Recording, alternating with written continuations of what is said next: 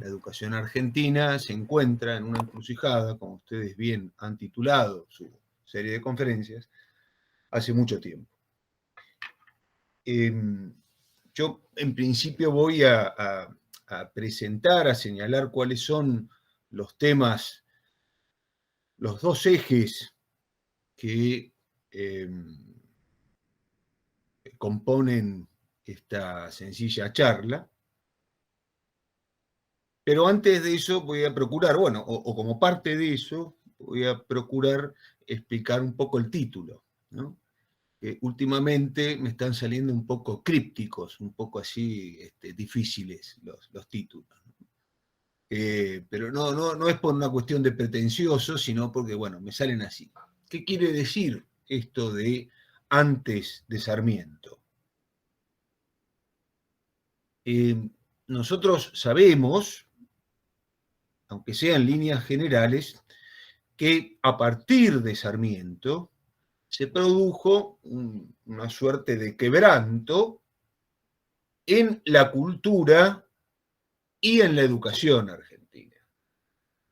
Y lo tomamos a Sarmiento casi como el fundador o la causa eficiente, diríamos, de ese quebranto, en virtud del cual se produjo la pérdida de la cultura fundacional argentina, como bien dijo Mariana en un principio, centrada en lo hispano-católico, y se comenzó a desarrollar un proceso ideológico que afectó la cultura, que inficionó, que envenenó a nuestra cultura, envenenamiento que tuvo también una derivación educativa, ¿no? Hasta llegar al ápice, digamos, del envenenamiento que se dio digamos, en ese periodo que podemos denominar de 1884 con la ley 1420 hasta la reforma universitaria del 18, ¿no? Y después viene esta cosa abisal, esta decadencia abismal, hasta llegar a la actualidad, ¿no? A esta caricatura, a esta parodia de educación que hoy padecemos y que padecen sobre todo nuestros hijos. Sin duda que Sarmiento ha sido la causa eficiente. Sarmiento y los hombres que con él estuvieron, y los hombres y los ideólogos que con él estuvieron, han sido una causa eficiente. Ahora bien, ¿por qué antes de Sarmiento? Antes de Sarmiento en dos sentidos. Uno, este sentido que ya señalamos, ¿no? Antes de Sarmiento, la cultura fundacional argentina, centrada en lo hispano-católico, en la cristiandad hispana o la hispanidad cristiana, como sea, pero también hay otro sentido, y es que antes de Sarmiento se había producido o se venía produciendo cierto inficionamiento, cierta contaminación ideológica de la cultura, de la cual la Iglesia, o mejor dicho, parte del clero, no estuvo ausente.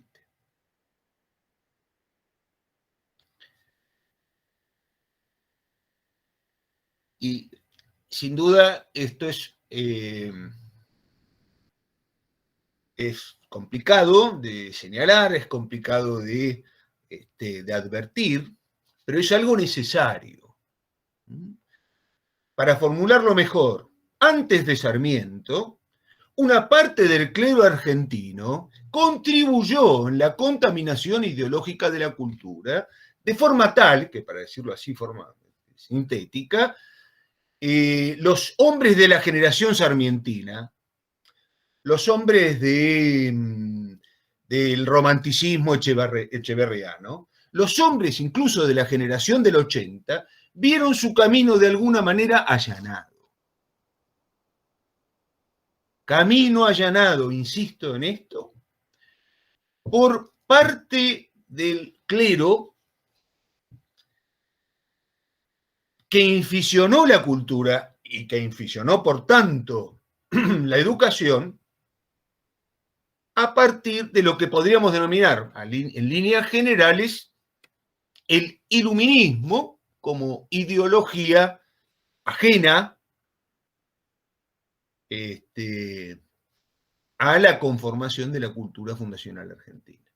Entonces, para recapitular, antes de Sarmiento en un doble sentido. Sí, antes de Sarmiento la cultura hispano-católica, la cristiandad hispana, la iglesia y la corona de Castilla fundando la cultura argentina, la cultura americana y argentina. Sí, pero también, y eso es lo que hoy vamos a tratar, en parte, es uno de los objetivos de la charla, pero también, antes de Sarmiento, algunos prolegómenos, algunos precursores del propio Sarmiento. Precursores que, para nuestra desdicha, se encuentran en el marco del clero argentino, o se encontraron en el marco del clero argentino. No todo es, por decirlo así, color de rosas. Entonces, ¿en qué va a consistir nuestra charla? ¿En qué está consistiendo nuestra charla? Primero, en señalar los aspectos centrales de esa cultura fundacional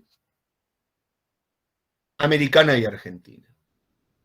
En segundo término, señalar las notas principales de esa contaminación ideológica de la cultura que se dio a partir de la intromisión, de la intrusión, de la inoculación, para estar a tono con los tiempos, del iluminismo.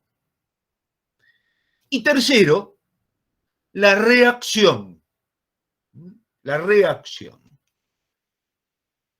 La reacción por parte del mismo, por otra parte del clero argentino, que supo atender, comprender, alertar sobre la deriva liberal del proceso político, cultural y también educacional argentino. Y procuró ese clero reaccionario, digámoslo así, tradicionalista, quizás mejor, procuró volver las cosas a su quicio.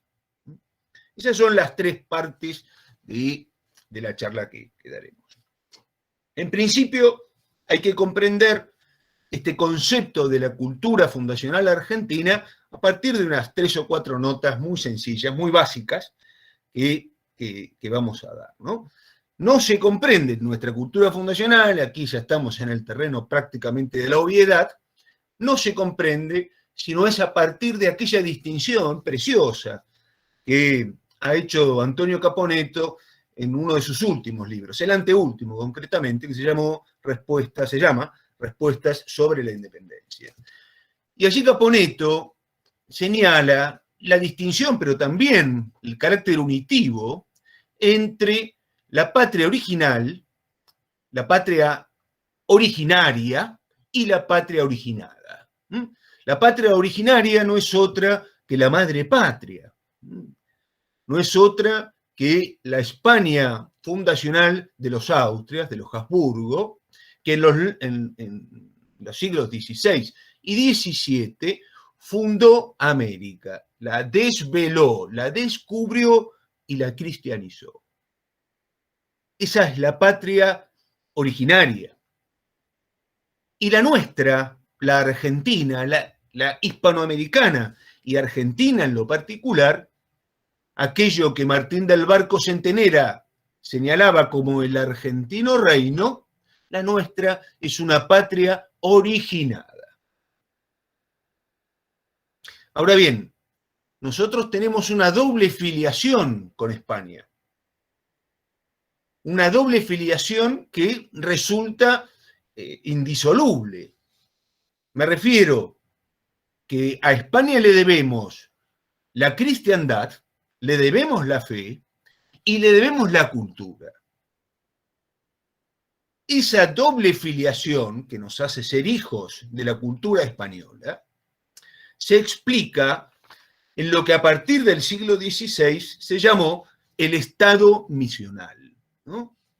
El sentido misional de la conquista de América del poblamiento de América y del proceso de lo que hoy se llamaría, ¿no?, la evangelización de la cultura. En ese marco, en el marco de el Estado misional americano, hay que comprender a una la acción de la Iglesia y la acción de la Corona de Castilla. Son indisolubles. Decía un gran historiador del derecho argentino, se llamó Sorraquín Becú, que España, o mejor dicho, Castilla, estructuró su organización política con especial atención, con central atención hacia la virtud de la justicia. No es un tema menor. Y dice, esta virtud, dice Sorraquín, fue colocada por encima de todas las virtudes, puesto que las comprende y perfecciona, y por encima de los demás fines que el Estado podía ambicionar. Más que el prestigio o la grandeza de la monarquía, aspiraba la península, aspiraba a España a crear un orden justo.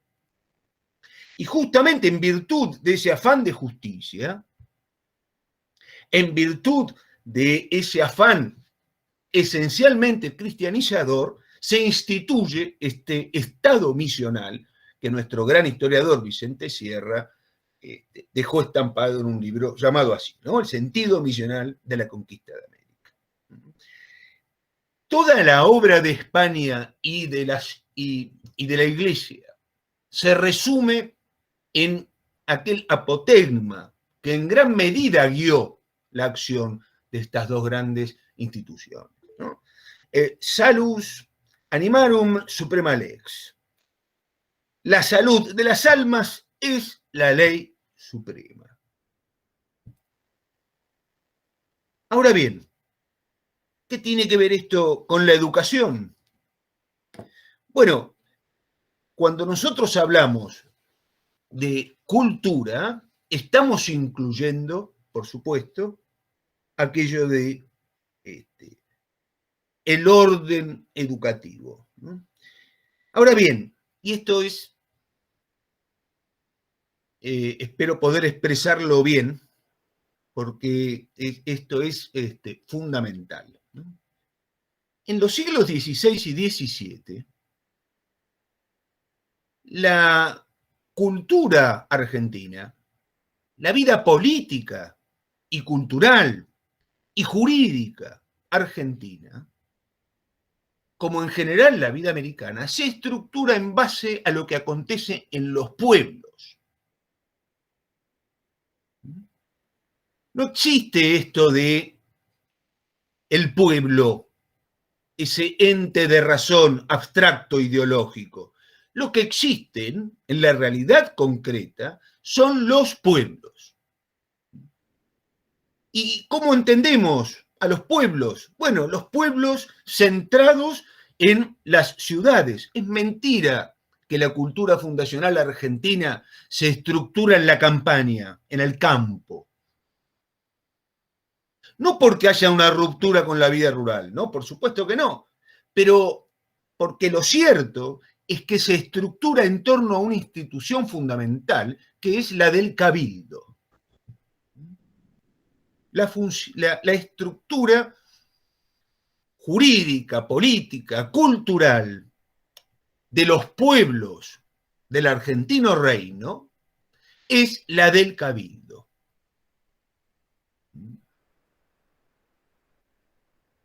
Esos cabildos,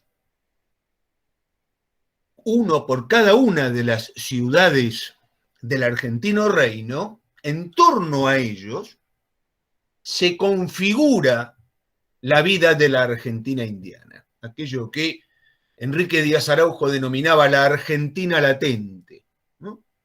La Argentina latente. La Argentina, para diferenciarla de lo que después fue la Argentina independiente. Y esto es sumamente importante, porque nosotros solemos mirar el pasado argentino pasando siempre por el tamiz de Buenos Aires. Y esta patología argentina, la del pensamiento centralizado, dirigido, sistematizado desde Buenos Aires, no es de la época de los unitarios, es muy anterior, es del periodo, concretamente, para decirlo ya de una vez, del periodo borbónico, que afectó, que resquebrajó aquella cultura política, jurídica,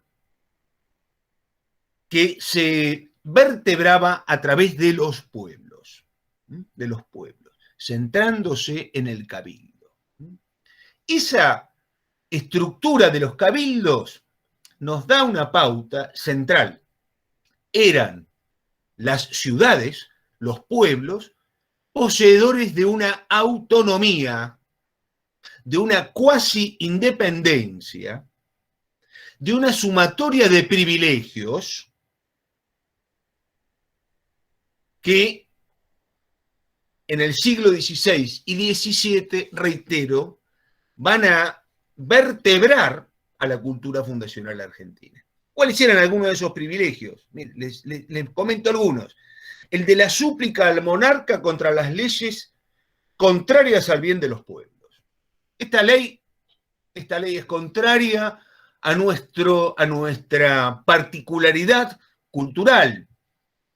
Por lo tanto, no la aceptamos. Eso de súplica en realidad no es un ruego, sino un mecanismo institucional interpuesto. No le aceptamos al rey esta ley que se nos impone.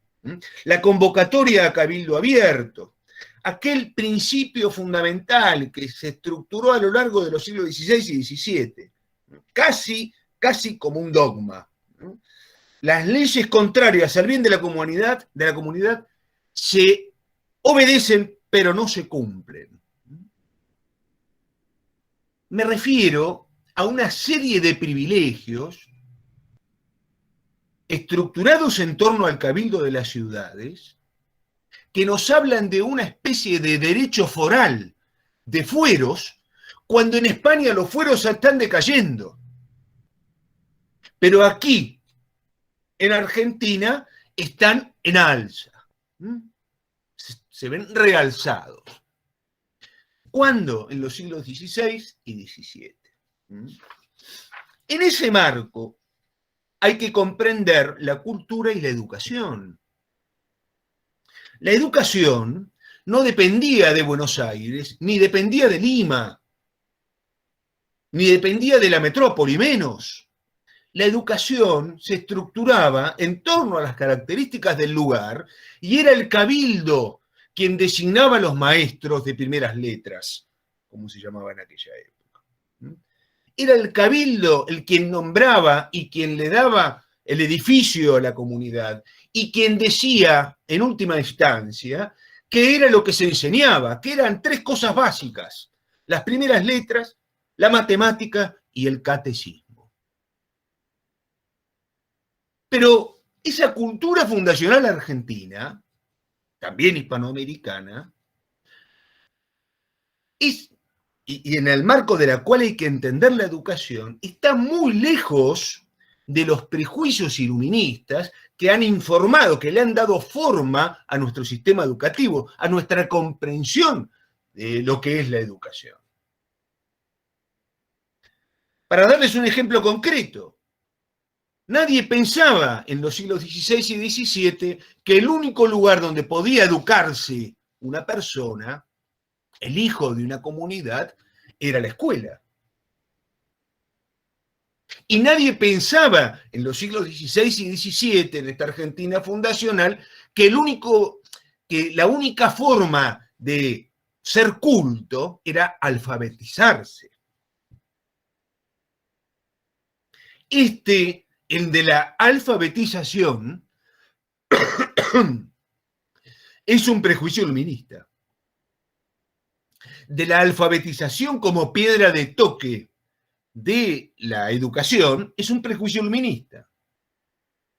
La idea de que la escuela es el único ámbito, lugar donde se educa, al hombre, es otro prejuicio iluminista, que no estaba, por tanto, presente en los siglos XVI ni XVII.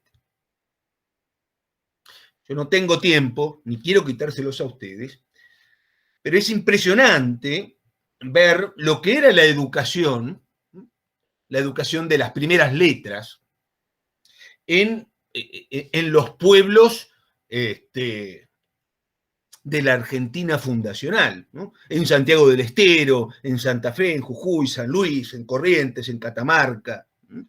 Allí, entre fines del 16 y principios del 18, se estructura, se conforma toda una cultura fundacional, pero también una educación fundacional, que es inescindible, claro está, del clero. El clero, sobre todo el clero regular, los jesuitas, los dominicos, los franciscanos, los mercedarios. Hay distingos en todo ese conglomerado educativo, por supuesto, los dados por las culturas de cada lugar. Cuando yo digo cultura no me refiero a esto que hoy se entiende por cultura originaria, me refiero a que esa cristiandad hispana, esa cultura hispana cristiana, que se recibía, como dice Santo Tomás, al modo del recipiente, y se respetaba el modo del recipiente. La cultura y la educación no quedaba encorsetada en un sistema, sino que respetaba las variedades propias de la cultura indiana, del mundo indiano. Ahora bien, ¿qué es lo que acontece a partir del siglo XVIII? Y aquí hablamos de, a grandes rasgos, lo que se podría denominar la ruptura iluminista. ¿Qué es lo que acontece? Bueno,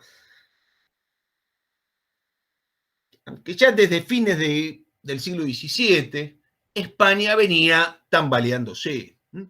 Fines del siglo XVII, con los llamados Austrias menores, particularmente con Carlos II el hechizado, España venía a los tumbos. Venía a los tumbos. Ahora, ¿cuándo se produce el gran quiebre? Andando el 18, cuando la monarquía de los Borbones, la dinastía borbónica, llega al poder, al trono español. El siglo XVIII es el siglo de la decadencia del Imperio Español y es también el siglo de las luces. Es el siglo del inficionamiento, de la contaminación ideológica de la cultura occidental, diríamos. ¿Qué es lo que dice un gran teólogo dominico respecto, que se llamó Venancio Carro, respecto de como cuando llegaron los Borbones, ¿no? Dice, bajo los Austrias la nación hacía el Estado. Con los Borbones el Estado quiso fabricarse una nación. Felipe II, el gran emperador Austria-Habsburgo, hijo de Carlos V, era el primer servidor del pueblo, como el Papa era servus servorum Dei. Carlos III,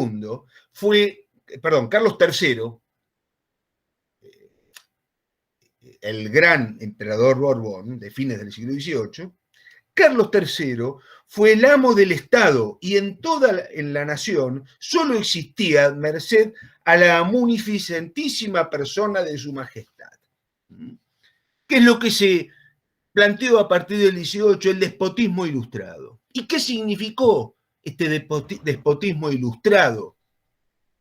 ¿Qué significó concretamente para España? Pero sobre todo, pensemos en eso, ¿qué significó para América? ¿Qué significó para el argentino reino? Bueno, pues nada más ni nada menos que el quebranto de aquel pacto fundacional, de aquel pacto sinalagmático que los pueblos, no el pueblo, acá nadie pensaba en la soberanía del pueblo, en esa entelequia, en ese ente de razón. El pacto sinalagmático que los pueblos habían firmado con el rey de Castilla. Pacto sinalagmático en el que adquiría sentido esa autonomía, esa cuasi independencia, ese derecho foral del que gozaban y hacían respetar esos pueblos que formaban parte del argentino reino. Cuando llegan los Borbones, entre todas las cosas que acontecen, las reformas administrativas, lo que se llamó el decreto de la nueva planta, la intromisión de la mentalidad mercantilista, la expulsión de los jesuitas, entre todas las cosas que acontecen, lo más grave es que se quebranta ese pacto, empieza a resquebrajarse ese pacto sinalagmático, recíproco, entre los pueblos hispanoamericanos, nosotros hablamos de Argentina, y el rey de Castilla.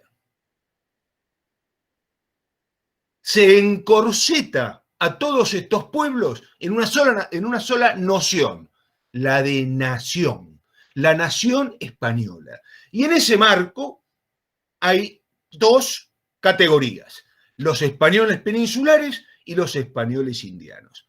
No hay respeto de la variedad indiana, no hay respeto del derecho indiano. Lo que hay es la imposición de un sistema político, cultural y también educativo.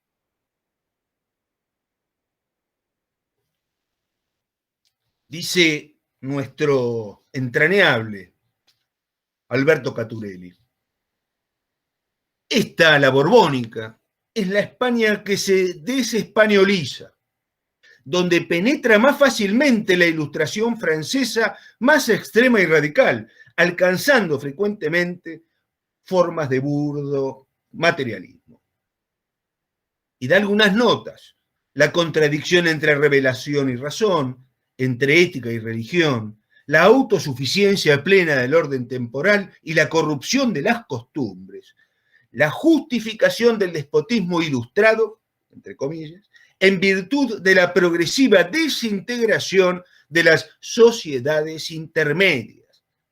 En fin, era lógico que semejante espíritu se proyectara a la educación con el laicismo que pretende ser neutral y es de hecho el rechazo de toda religión.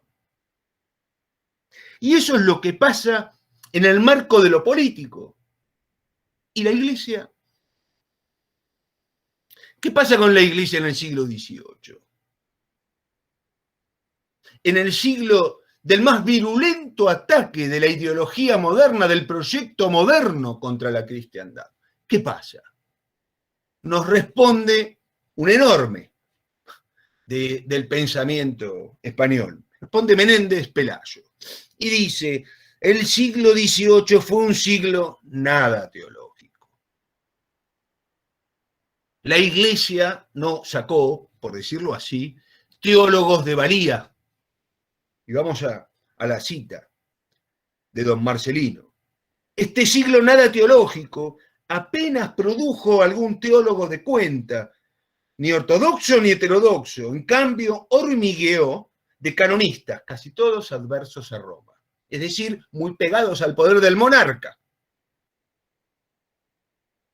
Negadores de la potestad del pontífice.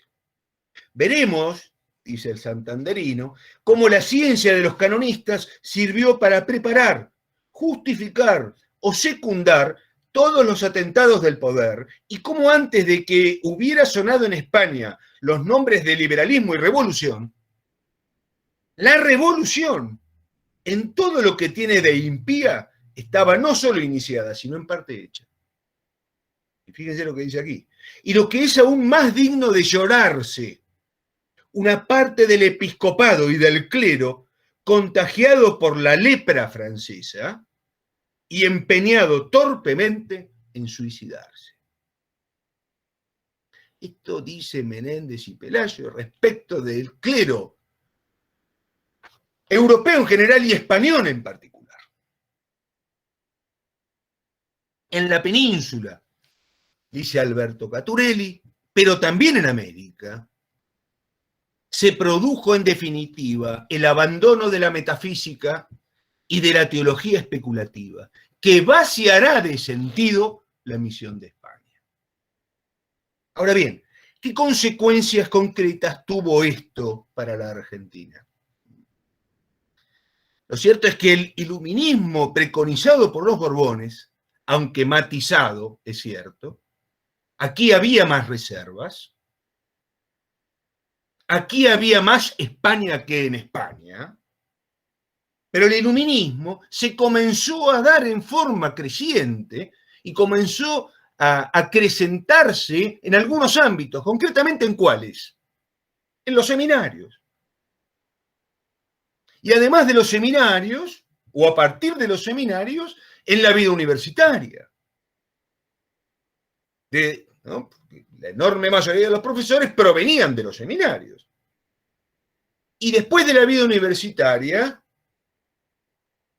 en aquellos que habían sido formados por aquellos universitarios a su vez inficionados en los seminarios, que eran los maestros de primeras letras. Esto hacia fines del siglo XVIII en Argentina. De manera que cuando llegamos al siglo XIX y llegamos a la tan mentada y mal mentada Revolución de Mayo, ya tenemos un proceso de ilustración planteado. No profundizado,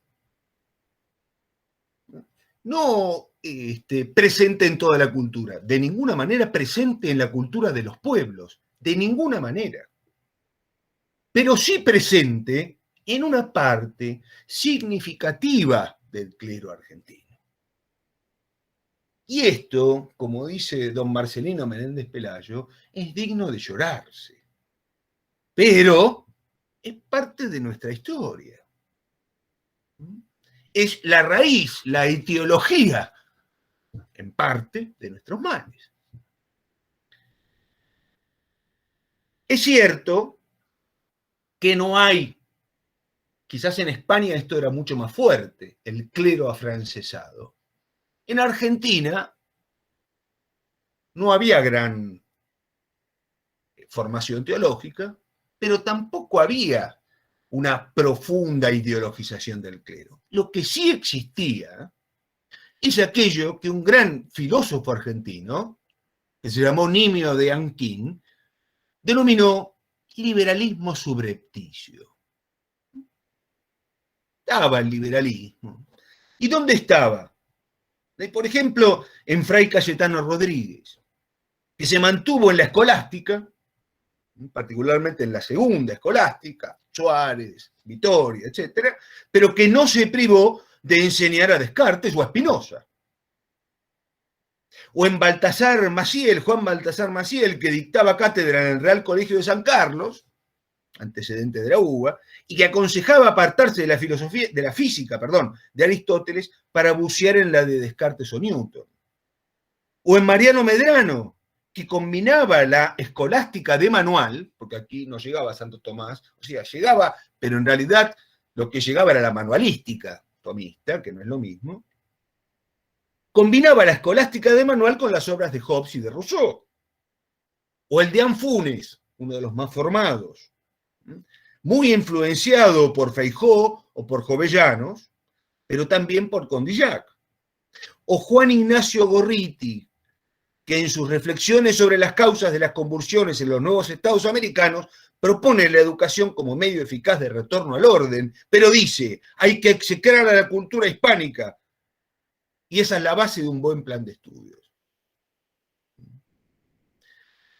Hay un clero inficionado que inficiona. Apóstatas, pocos.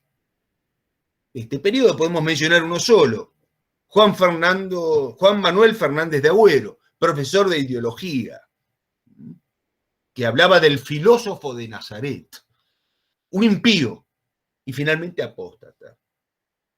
Pero ese nivel de radicalización apenas se veía. Hablamos entonces de un liberalismo subrepticio que sin dudas hizo también mucho mal. ¿Qué es lo que planteó ese liberalismo, ese iluminismo desde el clero? Bueno, lo sintetizo en 3 o 4 cosas. En principio, el establecimiento de un sistema educativo centralizado, unívoco, uniformizador, homogeneizante, por lo tanto, negador de las variedades de los pueblos. Ese sistema, la idea de un sistema, es justo lo contrario de la conformación casuística, atenta a la variedad que tenía la cultura de los pueblos. Y sin duda, el clero argentino, o parte de ese clero, tuvo parte en la instalación de un sistema, o al menos en los prolegómenos de ese sistema. Pero además, en la instalación de una educación obligatoria, que además habría de adjudicarse ya no a la Iglesia, sino al Estado. De manera que en estos dos conceptos, sistema y educación obligatoria / estatal, tenemos el inicio del camino recorrido que va a terminar en el monopolio estatal de la educación, de esta educación pública, gratuita, neutral, laica y todo lo que ya sabemos. Sin duda, y esto también lo dice Caturelli en una obra bastante olvidada de él que se llama América Bifronte, del año 61, dice: se empezó a cumplir la amenaza que se cernía sobre los pueblos del llamado o del mal llamado interior. Se empezaron a convertir a las provincias en deleznables suburbios de Buenos Aires, incorporando a aquellas, las provincias, los antiguos pueblos del argentino reino, a su inautenticidad radical. Y junto con el iluminismo y con el prolegómeno del monopolio de la educación estatal, la irrupción de la idea del progreso, y del progreso entendido en lo económico, y del progreso en tanto enemigo de la tradición. Y todo eso, o parte importante de eso, se planta en esa época que es la que va desde fines del virreinato hasta la instalación de esta Argentina independiente. Se planta, no sin resistencias, como veremos ya en la última parte de la charla, pero se planta. Todo esto termina en la subversión del orden de la inteligencia, que implica la primacía de la acción por sobre la contemplación, del ser, del hacer por sobre el ser, de la voluntad por sobre la inteligencia. E implica una cosa que conjuga todos estos males. Una renuncia, una defección, un abandono del ser argentino, que Alberto Rullés, un gran filósofo, también olvidado, tucumano, decía: se perdió la cultura fundacional de nuestros cultos analfabetos, la vieja cristiandad que pervivía en los pueblos, y se la reemplazó por la incultura civilizada del sistema educativo. Y agregamos nosotros: igualitario, gratuito, público, laicista, neutral, uniformizador y todos los adjetivos que ustedes quieran, ¿no? La defección, la renuncia a la cultura fundacional argentina, que iba más allá de la escuela. También en esto Chesterton es un maestro, ¿no? Cuando recorriendo la Mancha se encontró con unos campesinos completamente analfabetos, y cuando dejó de estar con ellos un rato, que estaban almorzando, dijo: pero por Dios, qué cultos son estos analfabetos. Y inversamente podríamos decir: por Dios, qué incultos son estos alfabetos, estos alfabetizados, qué incultos son estos doctores. Y tenemos muestra de sobra de ello. Y aquí la clave. Se abandonó, se defeccionó la cultura fundacional, y por lo tanto la educación, y se la reemplazó por una incultura civilizada. Bueno, yo no, esto ya se está extendiendo mucho, así que yo ya me deslizo hacia el final. Sin embargo, gracias a Dios hay siempre un sin embargo, la deriva liberal de la política argentina y con ella la educación y la cultura encontró resistencias valiosas. Resistencias que tienen distintos aspectos, ¿no? Políticos, militares también. Ahí tenemos, por ejemplo, el levantamiento de Gregorio Tagle contra la impiedad rivadaviana, o el levantamiento, noble levantamiento del pueblo de San Juan contra la Carta de Mayo de Salvador María del Carril, que era la imposición de una reforma eclesiástica que atentaba contra la cultura sanjuanina. Pero también tenemos, gracias a Dios, un puñado de sacerdotes fieles que representaron la resistencia, la reacción a esta defección que se avecinaba. Hay muchos, o hay varios.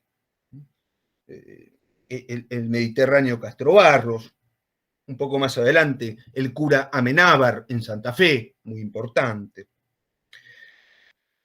Un hombre muy importante, el jesuita Diego de León Villafani en Tucumán. Pero yo iba a tomar dos.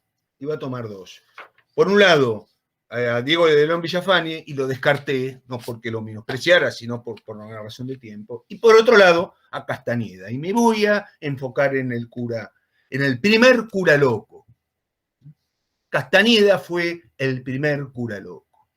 El segundo, ya sabemos, fue el padre Castellani, ¿no? ¿Y por qué el primer cura loco? Porque tuvo, quizás no la misma formación, no tuvo la formación que tuvo Castellani, pero logró suplirla con una inteligencia prodigiosa, un verbo extraordinario, una finísima ironía y una lealtad, una fidelidad a la verdad, a Cristo, inalterable. Fue, igual que Castellani, desterrado, fue encarcelado, y bueno, era porteño el hombre, pero su ministerio, y cuando digo ministerio me refiero a su acción pastoral, a su acción periodística, a su acción propia como de su oficio eclesiástico, lo llevó adelante no solo en Buenos Aires, sino también en Entre Ríos, en Corrientes, en Córdoba, en San Juan. Ahora, Castañeda, que puede ser catalogado como un cura reaccionario, aunque quizás mejor es tradicionalista, aunque quizás él no aceptara ninguna de las dos, ¿no?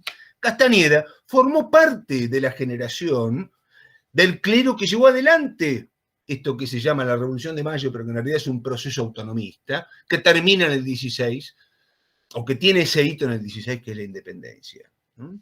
Pero eso no le impidió reconocer la necesaria continuidad de la cultura fundacional argentina hispano-católica.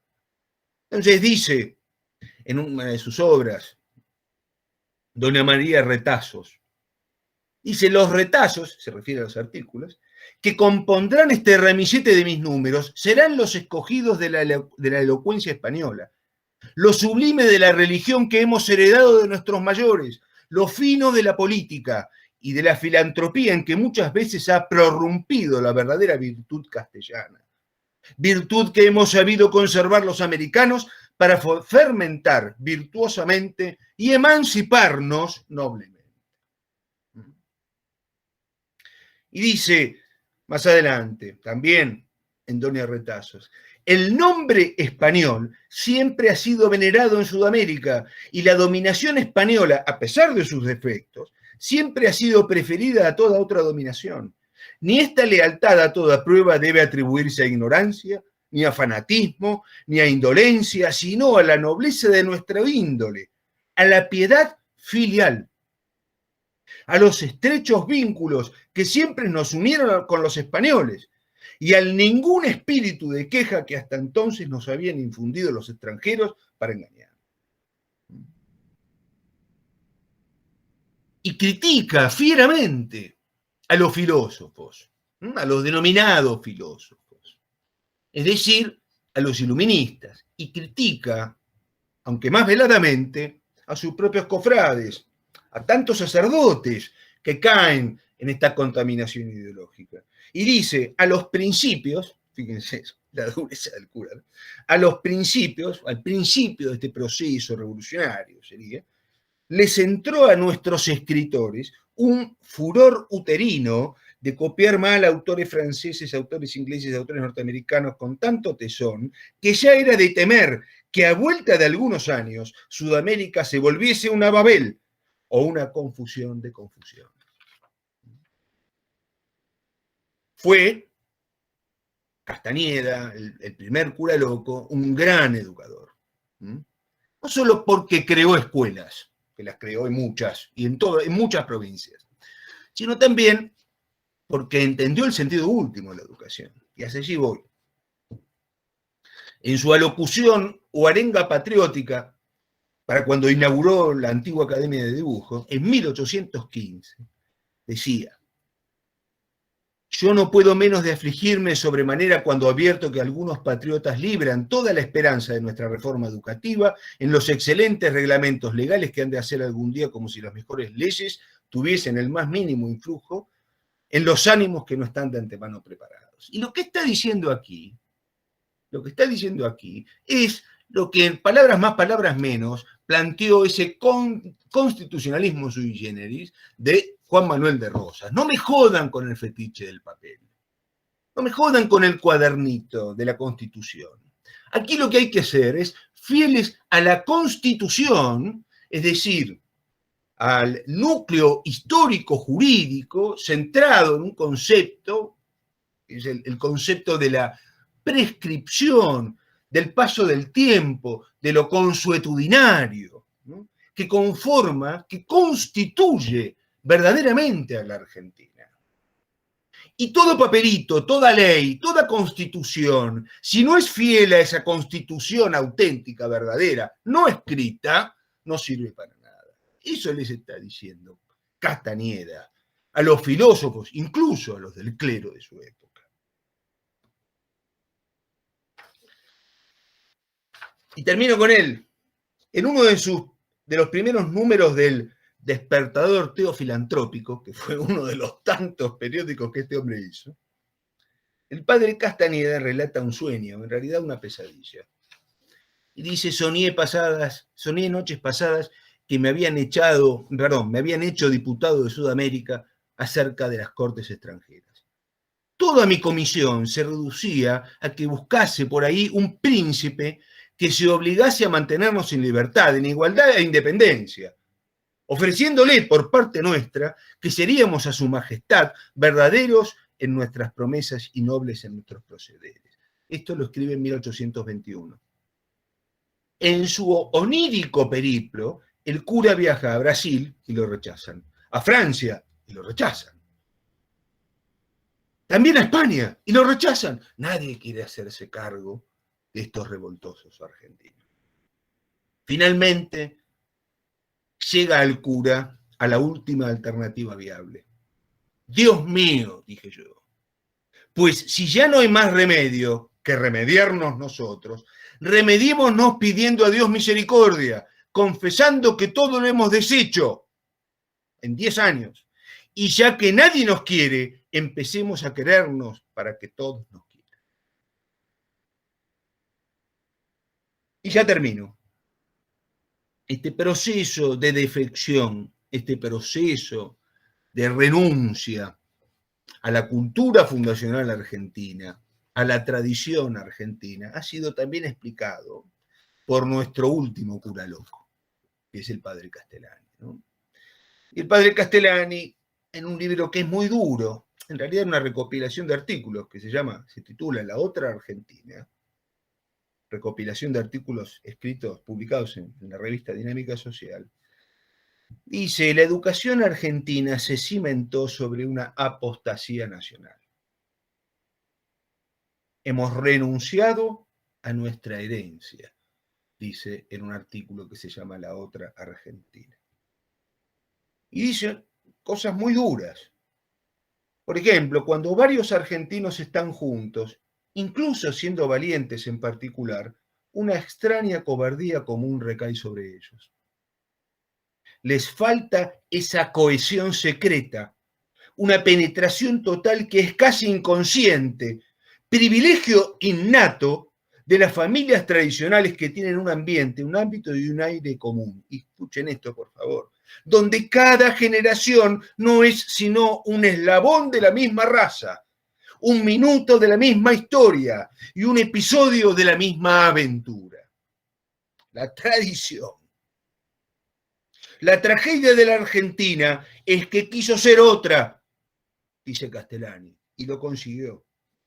Y ahora está condenada a ser otra indefinidamente y eternamente, como los brutos animales en la tierra y los condenados en el infierno.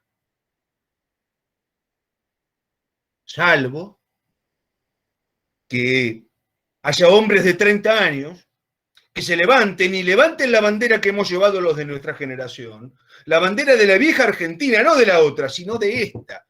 Si eso no sucede, estamos listos. Si muchachos llenos de absurdo coraje juvenil no compran con su vida todos estos escombros venerables para recimentar con ellos la catedral futura, estamos en decadencia irremediable. Creo, y aquí ya soy yo y no Castellani, se van a dar cuenta enseguida, que esta encrucijada actual que señalan los buenos amigos de Riegas Montes se centra en esto que señala el padre Castellani. ¿Podremos salir airosos de esta encrucijada? ¿Cómo? ¿Hacia dónde? Creo que en principio reconociendo la enfermedad, cuya etiología u origen hemos querido ayudar a explicar con esta charla dolorosa. Los males de nuestra cultura, de la educación a ella conexa, no se originan en 1852, no se originan en Caseros, son anteriores. Ahora bien, hoy como ayer, la solución, la salida o el inicio de ella está en manos de un pequeño grupo de hombres. Un puñado que tengan el coraje, como quiso Chesterton, de ser inactuales.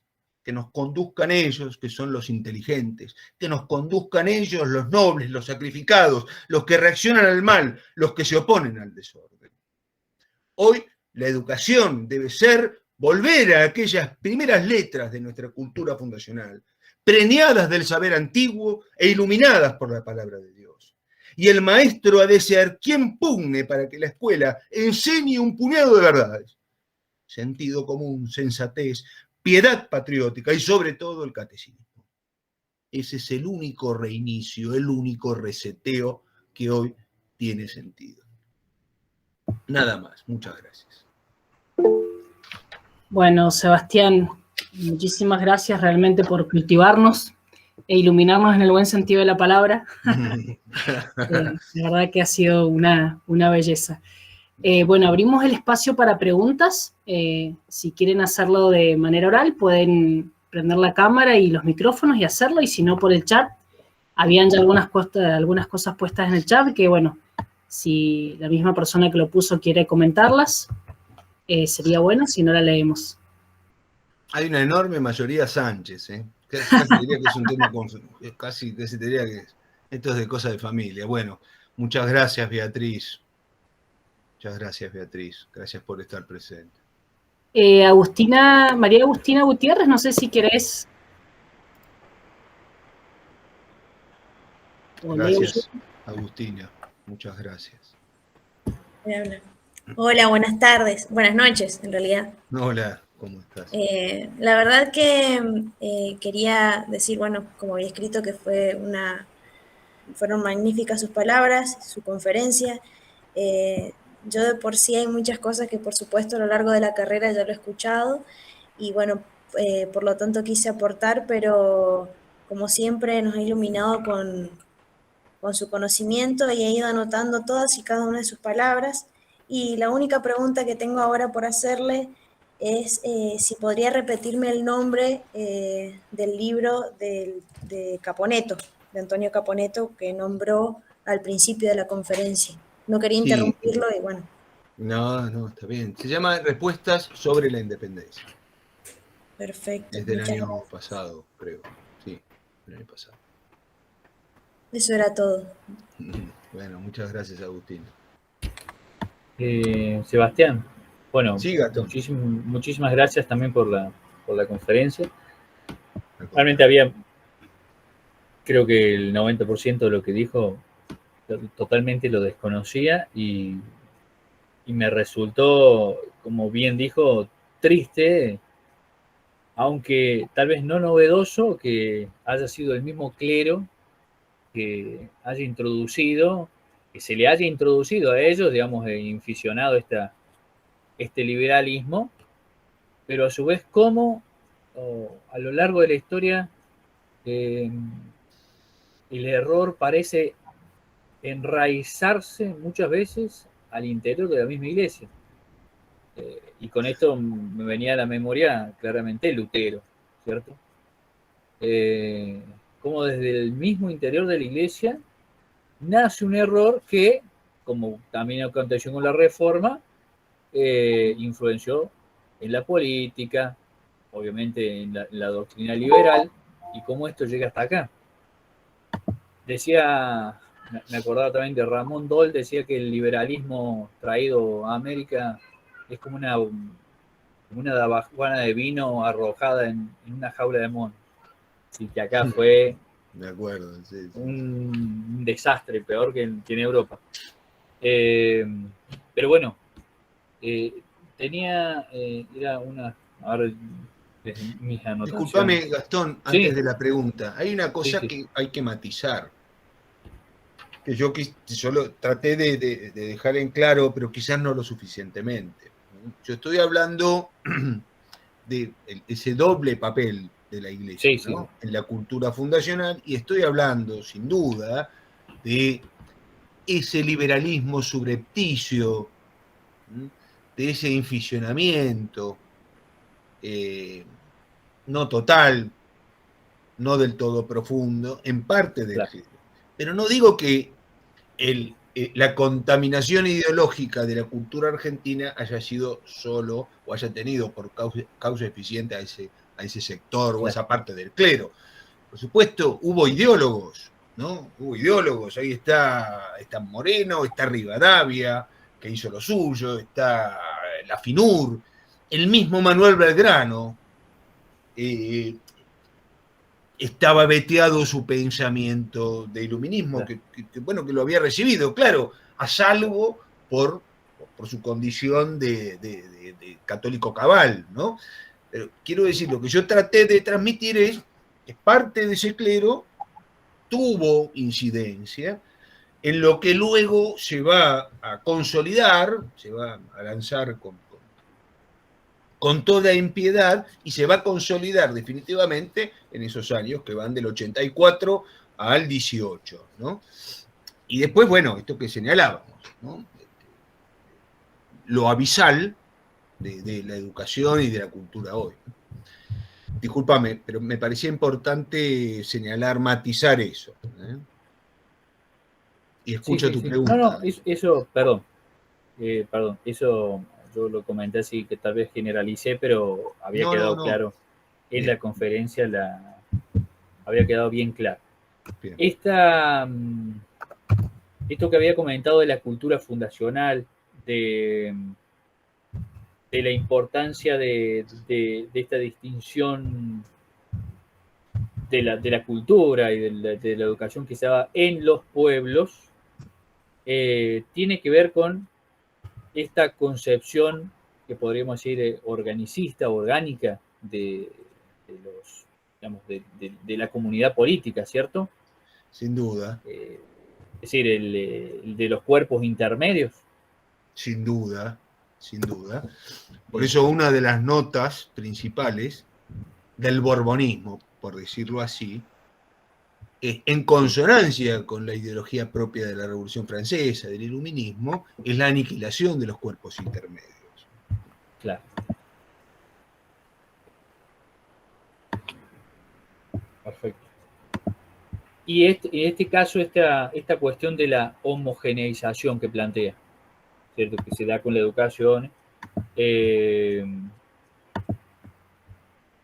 tiene que ver también con la cuestión de que todos somos iguales, ¿sí? De esa igualdad aritmética que se plantea. Y la destrucción sí. de la justicia, sí, en este caso. Sí, tiene que ver con eso. Y tiene que ver también con este quebranto del reconocimiento, no solo de la distinción entre las personas, sino la distinción entre los pueblos. Es decir, lo que un gran historiador del derecho indiano, que es Tau Anzoátegui, denomina la variedad indiana, ¿no? Que está presente en toda Hispanoamérica y que está presente también, obviamente, en el argentino reino, ¿no? En los siglos XVI y XVII, incentivada, ¿no? Esta autonomía, esta independencia que le da a los pueblos argentinos un carácter distintivo, casi diríamos, de derecho foral. ¿Qué es lo que pasa con la intrusión ideológica borbónica, ¿no? Gradualmente a lo largo del siglo XVIII? ¿Qué es lo que pasa? Bueno, en principio la institución, la inclusión, la juxtaposición en la cultura hispanoamericana y argentina de instituciones ajenas a nuestra realidad histórico-jurídica. Por ejemplo, para un caso concreto, la Real Ordenanza de Intendentes de 1782, ¿no? Que succionó las facultades político-jurídicas de los cabildos, incluso en lo educativo. Porque, como habíamos dicho en la conferencia, eran los cabildos los que designaban y sostenían a los maestros. Ahora lo hacen las intendencias. Esa institución ajena, proveniente de Francia, de allí la traen los Borbones, y aquí la insertan, por decirlo así, ajena, que ya nos está hablando de una categoría distinta a esta que es propia de la aceptación y del respeto de la variedad indiana, una categoría distinta a la del derecho indiano como esencialmente casuístico, es decir, atento a esa diversidad, atento a las diferencias culturales, sin desconocer las unidades, que es la noción de sistema. Es la noción de sistema. ¿Qué es lo que pasa a partir de 1810 y 1820? A pesar de ese intento de freno, de resistencia efectivo durante unas décadas que fue la Confederación Argentina. ¿Qué es lo que pasa? Bueno, de alguna manera, los Hombres de Mayo, o parte de los Hombres de Mayo, Castellani decía, hay dos Mayo, ¿no?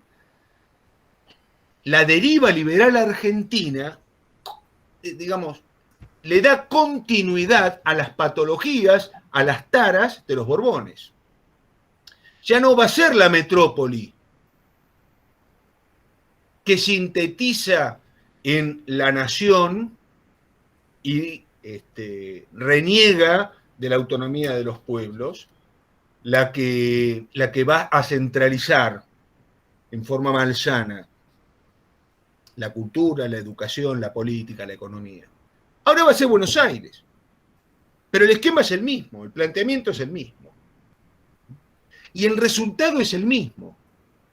La anulación de las autonomías de los pueblos, autonomías en un sentido muy amplio, no solamente en el sentido político acotado, ¿no? de en un sentido muy amplio, la autonomía, cuasi independencia de los pueblos, de ese derecho foral, de esos privilegios, se va a ver quebrantada hasta prácticamente su extinción. Y con esa extinción, la renuncia, la defección de la cultura fundacional argentina y su reemplazo por una cultura impostada, por una cultura ajena, negadora del auténtico ser argentino. De eso estamos hablando, ¿no? Discúlpame, Gastón, me seguí hablando y no, al final sigo con la conferencia. Eso que hoy me resultaba una reflexión a partir de esto, que hoy tanto se habla del daño que hace lo que se denomina el marxismo cultural, la nueva izquierda, pero a la vez, digamos, el católico que hace, digamos, como las paces o sigue a ciertos liberales, no se ha percatado, no se da cuenta de que quien ha destruido, digamos, las sociedades cristianas fue el liberalismo, y que el liberalismo trajo consigo el socialismo, el comunismo, el anarquismo en el que hoy reinamos. Por eso, cada vez que escucho estas, no sé, relaciones carnales, digamos así, entre católicos y liberales, a uno le da escozor. Sí, además, estos fenómenos aparentemente nuevos, ¿no? Como que son irrupciones, y son los viejos errores apenas remozados, ¿no? Que se plantean como novedades. Bueno, en gran medida eso tiene que ver con el profundo desconocimiento de la historia patria. No solamente de la historia patria, de la historia en general, pero en particular de la historia patria, ¿no? Le aparecen... Sí, pero sin duda, y esto lo han dicho los grandes, no hay que irse a Sardá y Salvani con El liberalismo es pecado, ¿no? Podemos mencionar algunos autores más cercanos, ¿no? Los estudios sobre el examen crítico del liberalismo de Alberto Caturelli, digo, para los autores más asequibles, ¿no? O el mismo padre Bojorge, El liberalismo en la iniquidad, que le da un carácter pastoral, además, está enseñando, un pastor, un sacerdote está enseñando como parte de su ministerio, el liberalismo es la iniquidad. Entonces le hemos comido el hígado al marxismo, le hemos dado pelea al marxismo, lo cual está muy bien, pero hemos dejado pasar, y seguimos dejando pasar al liberalismo. No solamente lo seguimos dejando pasar, sino que nos gloriamos de él, lo ensalzamos, nos parece que es la alternativa, ¿no? Bueno, no sé. Aquí está el doctor Castaño y Beatriz. Bueno, muchas gracias, Sergio y Beatriz, por estar y por asomarse ahí en la ventanita. Bueno, ante estos maestros a uno por ahí le da un poco también de vergüenza o poder comentar algo, pero bueno, pensando un poco en esto que Gastón decía, bueno, por ahí hemos sido formados en la misma escuela y demás, y hemos vivido las mismas cosas, un poco iba pensando esto, ¿no? Como incluso a veces en aras de querer buscar respuesta a esta destrucción, ¿no? Ideológica del hombre y de la verdad, de la cultura, hemos incluso hasta transado con el liberalismo, ¿no? Transado con algunas ideas o principios que nos corrompen cada vez más. Pensaba en esto último con lo que usted cerró la conferencia, Sebastián, bueno, ¿qué es lo que debíamos hacer, ¿no? Que un poquito lo que planteábamos también al inicio.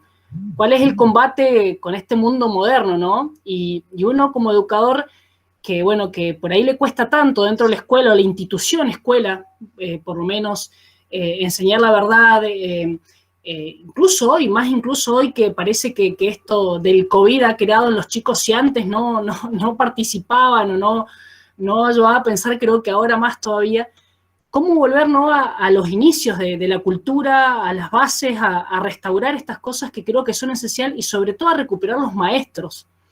Uno por ahí ha tenido la gracia, por la gracia de Dios, ¿no?, de tener grandes maestros que nos han ido formando y que nos han permitido esto. Entonces, bueno, por ahí veía que había muchos chicos más jóvenes y bueno, incentivarlos a esto, ¿no?, a recuperar estas tradiciones, estos maestros que creo que van a ser lo mejor, porque también uno por la experiencia ha tenido que hay muchos jóvenes que están deseosos de verdad, incluso en escuelas públicas, incluso en escuelas que están deseosos de verdad, y la importancia entonces de mostrarles esto y enamorarlos de eso, porque en este transar con el liberalismo también hemos caído en que la inteligencia es un proceso de asimilación-acomodación, hemos creído que el hombre culto es el hombre enciclopedista o el hombre bien en esta visión de la ciencia, y en realidad ir más allá, la profundización, ¿no?, de las cosas, y mostrarle esto a los chicos. Nosotros hemos tenido por acá, más allá de que Alvear es un lugar chico, ¿no?, y que todavía hay muchas cosas que se conservan, pero hemos tenido gratas experiencias cuando hemos visto esto, ¿no?, aplicar, volver a las bases de un montón de cosas, y los chicos están deseosos de verdad. Entonces me parece que esto también es importante recuperarlo ante esta por ahí desidia o ante este cansancio de, bueno, de cuál es nuestro combate hoy con el mundo moderno, esto, ¿no? Volver a las tradiciones, volver al sentido del héroe, volver a la oración, ¿bien?, a la cuna de la familia, que creo que también eso es importante. Sí, sin duda. Yo no me atrevería, además no podría, ¿no?, dar una suerte de recetario o de guía, ni sería quién. Pero yo leía para esta conferencia un libro que hacía mucho, ¿no?, es un librito muy, muy chiquito, ¿no?, de Enrique Prevedel, también escrito mucho con el seudónimo de Miguel Cruz. Se llama La Argentina Criolla, una visión desde la poesía popular. Y allí revaloriza la figura señera de Carrizo, ¿no?, Juan Alfonso Carrizo. ¿Y qué es lo que ha pasado con Carrizo y con Draghi Lucero? Bueno, que está más, ustedes lo conocen más seguramente, o lo conocen tanto como a Carrizo, ¿no? Pero ¿qué es lo que ha pasado? Han sido hombres, Carrizo sobre todo, que recibió honores, recibió gratificaciones, siendo ese sencillo maestro de escuela, ese hombre de una cultura gigantesca, ¿no? Pero y bueno, se creó, a propósito de la obra de Carrizo, se creó un instituto argentino del folclore, ¿no? Entonces, la Argentina fundacional, que él tanto hizo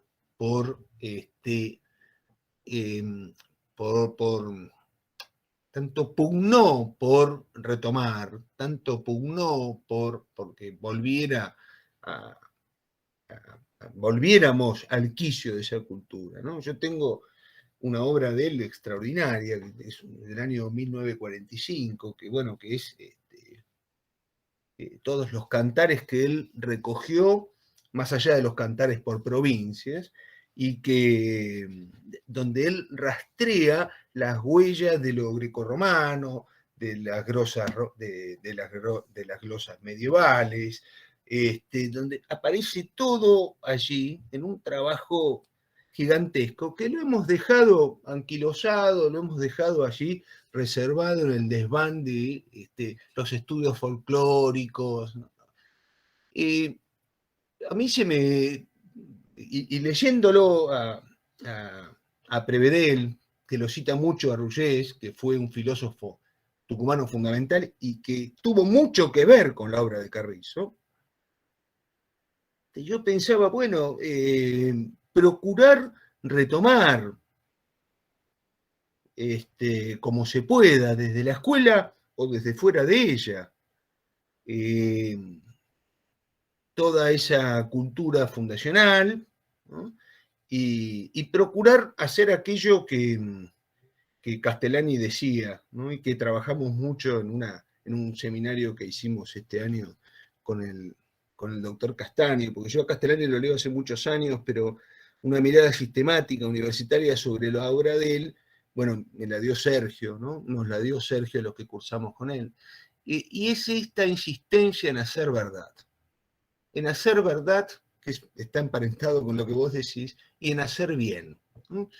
¿Cómo? Y en círculos concéntricos, una y otra cosa, ¿no? Sin plantearse grandes revoluciones, como él les decía un tanto con sorna, socarronamente, a los nacionalistas que le iban a decir, bueno, vamos a hacer la revolución. No, hacer verdad, hacer el bien en círculos concéntricos. Y esto con lo que yo terminaba también, ¿no? Es decir, hoy enseñar las primeras letras y el sentido común, la sensatez y el catecismo, que no es poco, ¿no?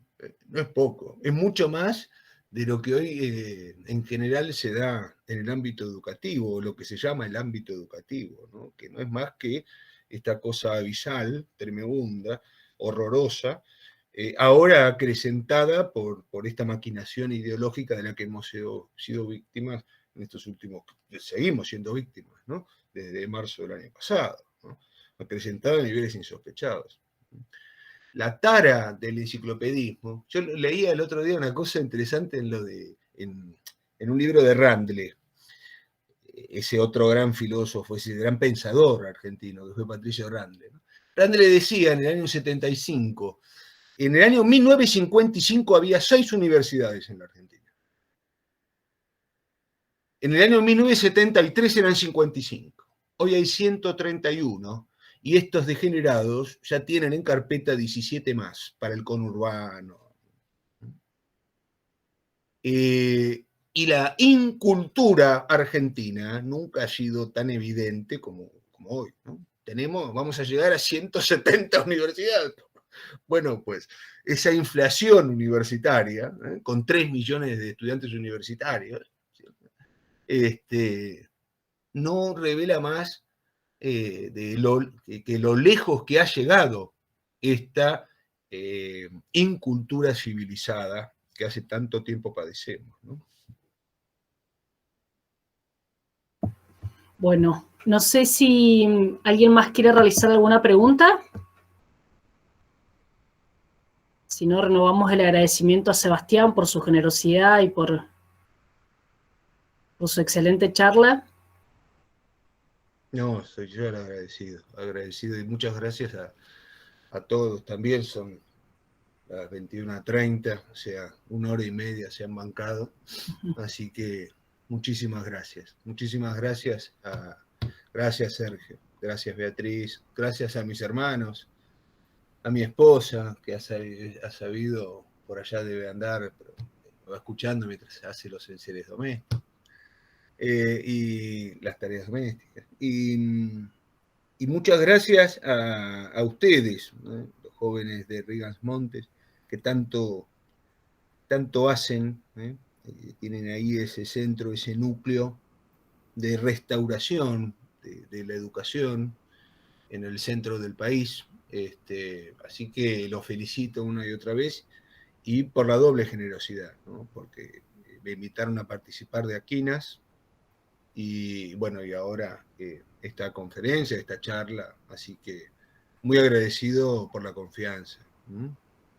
Bueno, no, Sebastián, un poco también agradecer porque parte de esto han sido ustedes quienes nos han incentivado, ¿no? Ustedes maestros que nos han ayudado tanto, ya sea desde la palabra, desde el consejo, desde la compañía, la verdad que han sido muy generosos, así que agradecerle de parte mía y bueno, de quienes formamos parte del centro que nos han permitido saborear siempre la verdad.